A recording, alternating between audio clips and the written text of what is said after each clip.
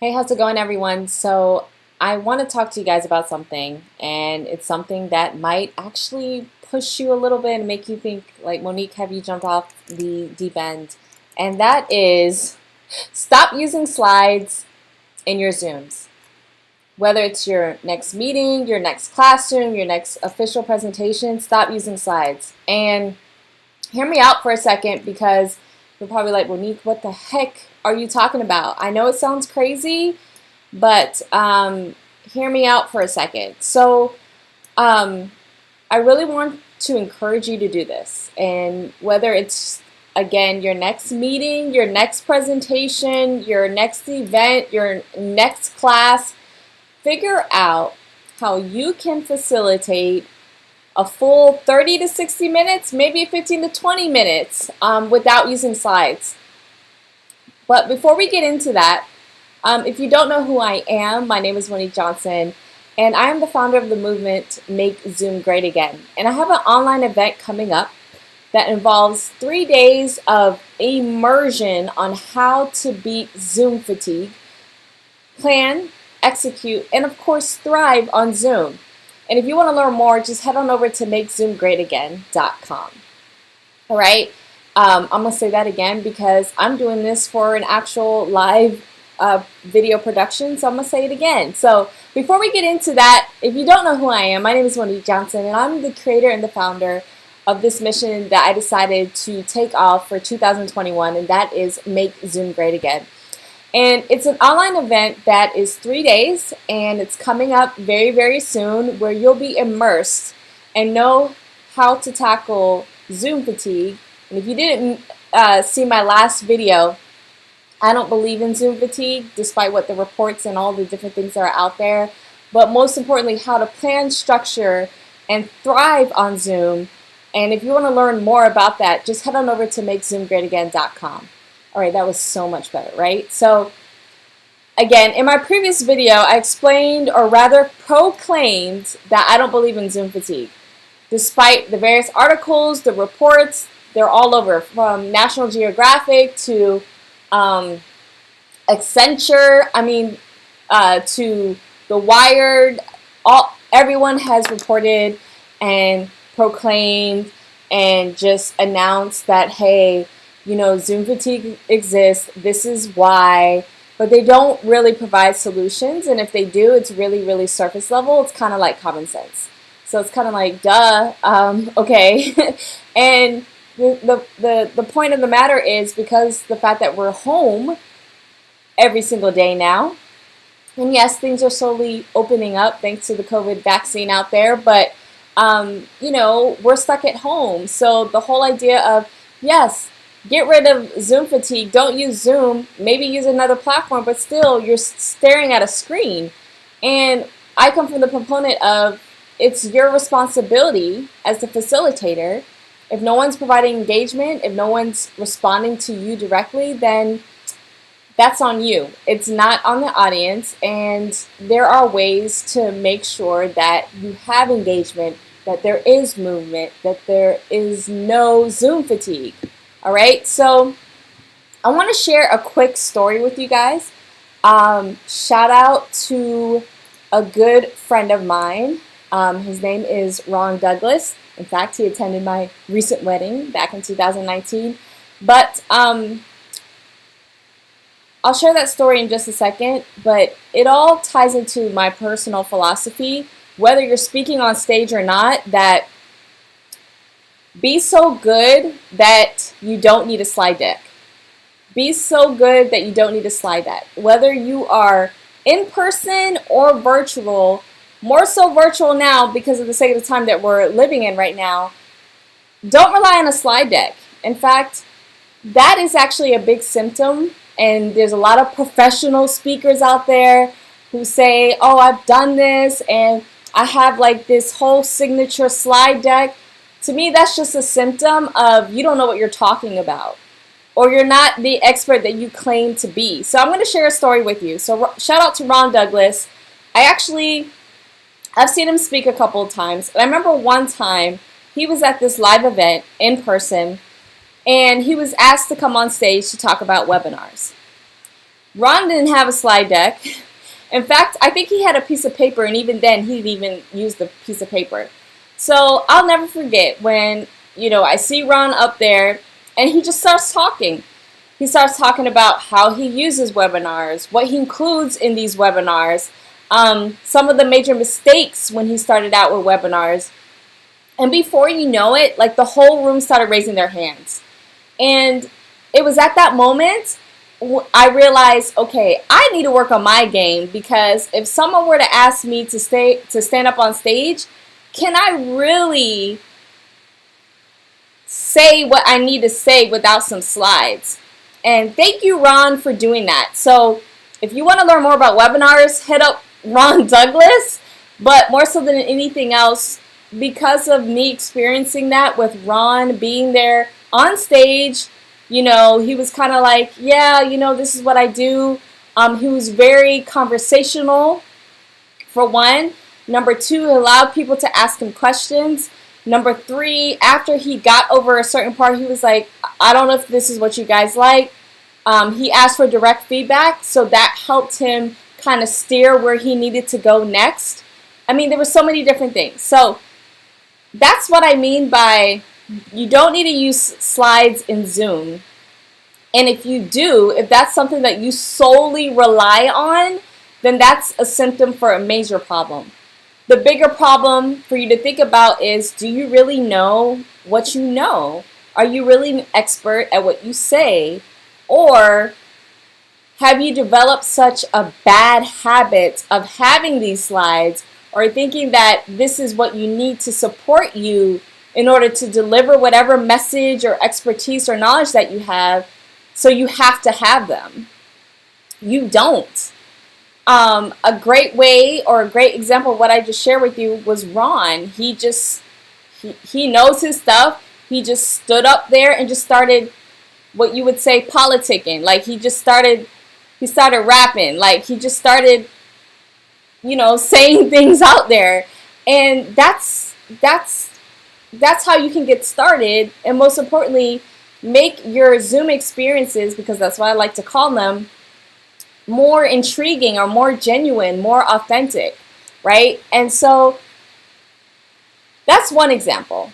Another example I want to kind of throw out there is Pat Flynn. Anyone heard of Pat Flynn? So Pat Flynn, a little over a year now, maybe by a couple of weeks, started to do a daily live stream every single day on YouTube. And shout out to him. Like, he did not miss a beat. And he recently celebrated his 365 days anniversary like a week or two ago. I can't even remember. And so he's like done for that. It was just a project. It was something that he wanted to do because of the pandemic. And of course, while he was doing that, you could see just how he would integrate themes for certain days, or he would just integrate certain campaigns when he was having launches for either his membership or an upcoming course, and even his book, right? So the reason why I brought up Pat Flynn is this. He barely used slides. And I'm not saying to eliminate slides entirely, but he created an experience of being in the room with him virtually. So he would change up camera angles. He would use sound effects. He would do a lot of storytelling. And I had the experience of even seeing him be a keynote speaker at a virtual event, Grow with Video Live by Sean Cannell and the Think Media team. And I just love how he facilitated it all. He talked about a story. He talked about his wife's obsession of the Backstreet Boys, but he made it all a thing. And that's what I mean by be so good that you don't need a slide deck. A lot of the live streams that Pat Flynn does, they're about an hour long or more. He always incorporates an opportunity to engage the audience, and he barely uses slides. The times that he does, it's only to illustrate maybe a main point, but he quickly brings it back onto him, the focus on him, to really illustrate and really involve those who are watching it live and also on the replay. And then I could tell that, he would repurpose some of these live streams, right, into just regular YouTube videos on his channel. So he was doing like a double whammy there. Another thing that I love that he did was he would show behind the scenes of whatever it is he was working on, whether it is live streams, whether it's his next YouTube video, whether his next book or major event that or launch he was doing. So you could do that by just moving around, like literally getting up and moving around. Okay? Another person that I want to bring to your attention is Jordan Peterson. Whether you like him or hate him, you look him up on YouTube, that man has hours and hours of lectures, right? Where he's in front of a college or a crowd or whatever, and he can go on and on and on and on without using slides. Now, there are some lectures where he is using slides, but other than that, he's just having a conversation most times with what's going on up here. That's how you know he knows his stuff. And then when he does those type of live Q&As, if you want to call it, or Q&A sessions where people are asking him questions or trying to, challenge him on his opinions, like, he doesn't need slides to do that. Now, recently, I don't know if you guys remember this movie called Up in the Air with George Clooney and the Kendrick chick from the acapella, why can't I think of it? But Anna Kendrick, sorry. This was like her debut, I guess, before she was doing those movies where she does acapella singing. But anyway, I bring up that movie Up in the Air. If you don't know what it's about George Clooney, always up in the air, flying planes because companies outsource him. It was actually a full 180 watching this, like full circle, where companies outsource for him to come and fire their employees. Rather, they themselves do it. Instead of them themselves doing it, they hire his company, and he comes in and fires employees and makes it very transactional, unemotional, and he literally just travels all over the nation, has so many different, airline points, and he wants to get to a certain level with American Airlines. But the reason why I say that is, in between his little trips, he does these workshops or these keynotes. And he didn't use slides during these keynotes. What he did instead was use a prop. His prop was his backpack. And he would talk about, fill in your backpack of all your family and your friends and what's going on in your life, and stuff it really big. So he'll open up the backpack so it will demonstrate for people to imagine, okay, stuff in there.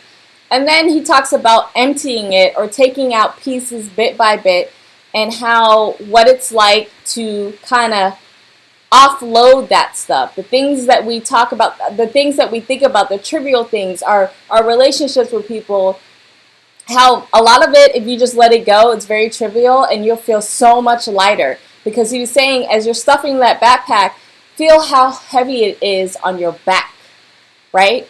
So he just created a whole message letting people know, having this personal development seminars, and he's using a prop.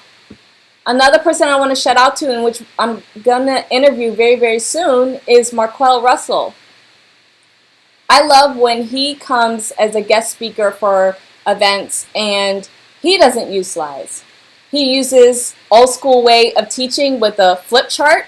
But he purposely comes on, I don't know if he still does this, but at one point he would purposely come on stage with a backpack on and dress very casual, like jeans and whatnot.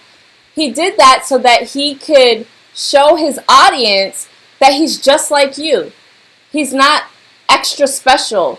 He doesn't have to dress a certain way to be successful for where he is right now. And all he does is he starts talking and asking questions. And as he's doing that, he's just writing on the flip chart. All what I just shared with you, you can literally just do for your next Zoom Zoom meeting, your Zoom experience, your Zoom classroom, whether you're a teacher, educator, online professor, a nonprofit, chamber of commerce, small business, expert, coach, author, whatever. But what I want to get across to you all is don't use slides in your Zooms. And if you do use slides, use them to the bare minimum. The last example I want to share with you is John Berghoff from The Exchange Approach. Look him up. Exchange with an X, not an EX. The Exchange Approach. And he's another one that strongly supported the philosophy outside of Ron Douglas about be so good that you don't need slides or you don't need to rely on a slide deck. In his experiences, he doesn't use slides at all. In fact, he used very little at the very beginning, like the first minute or so, and then that's it. The rest of it is a whole experience. In fact, he's an individual that has studied the craft and literally got the science down to the art of asking questions. Specific questions to get either the gears rolling in your head, to create engagement, put us in small groups to create conversations, etc., etc. Everything else he demonstrates by writing on a piece of paper, or you all can just write it out on an iPad or a tablet. And that's it. And he talks about his frameworks. He might have a workbook or a worksheet where you fill in the blanks so you can fill it in with him. But that's a big example of him creating a Zoom experience without using slides. Stop relying on slides, people. Please. It is boring. A lot of times you all don't even know how to put slides together. And a lot of times, yeah, it may have slightly worked in person, but it definitely doesn't work virtually, especially when the whole thing is slides. We're staring at a screen. We're sick of seeing slides. We're sick of seeing slides in Zoom. You guys are, I'm sure, have heard about Zoom fatigue. I'm sure you guys are bored and don't want to show up to your next Zoom meeting. Like, oh my goodness, another Zoom. And the reason why this is happening, these conversations are happening in your head, let alone with your coworkers or your family members when you're done and you're complaining, it's because people are just thinking they can just show up and have a slide deck and they're good. That no longer cuts it anymore. All right? So again, my name is Monique Johnson, and my upcoming live event, Make Zoom Great Again, is an amazing experience for those of you all who are nonprofits, educators, or even just experts who are looking to bring the fun back in Zoom, tackle Zoom fatigue directly, structure and plan so that you can thrive on Zoom, and also learn how to fundraise money using this amazing platform. The reason why I'm throwing this event is this past year, I've had the opportunity to work with so many different organizations in so many different industries. I'm talking Hollywood producers, a gala award show, to a union postal worker election, to specific ones where raising money for charity, to all different things. And I quickly saw that there were some major problems that included Zoom fatigue, or what you would call boring, and I came up with this framework. And so in this online event, I'm so excited to share with you guys this amazing framework. It's called MOVE. It's an acronym, but MOVE.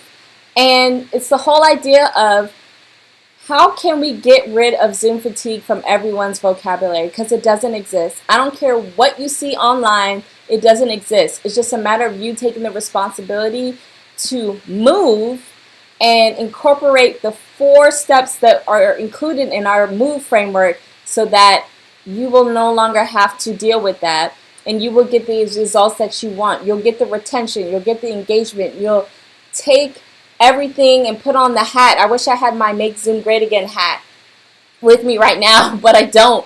But put on that hat in order to make Zoom virtual experiences something that you can utilize for your business. In fact, it's not only just about in-house presentations or getting customers or things like that. You can actually create a full-out show that takes you to the next level. Shout out to Ian Dunlap, who does Marketing Mondays. It's tonight, actually, in about 30 minutes from right now.